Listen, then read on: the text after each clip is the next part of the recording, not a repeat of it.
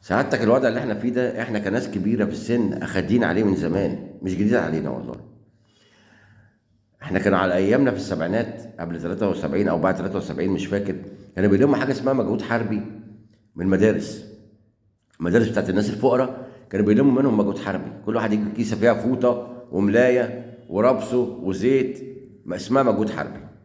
كانوا بيلموا مننا معاهده الشتاء اجباري، وكنا بنقف على اللحمه طابور في الجمعيه. فاحنا يعني الوضع ده احنا اخدين عليه. طب بالنسبه للشباب الجديد سعادتك، الشباب الجديد يا معالي الباشا عايز كل شهر يقبض 20,000 جنيه عشان يقدر يعيش ويحوش يقدر يتجوز.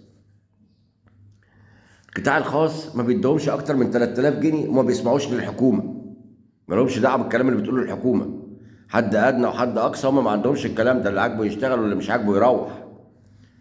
طب حضرتك الشباب ده يعمل ايه؟ المفروض ان الشباب ده يعني هو ده مستقبل مصر، وهو ده عماد الوطن اللي هتتكل عليه مصر بعد كده. يعمل ايه؟ يا ريت تلاقوا حلول للكلام ده والله، لان الوضع بقى صعب جدا على الشباب. ربنا يسترنا عليه، يستر علينا وعليهم ويتوب علينا ربنا.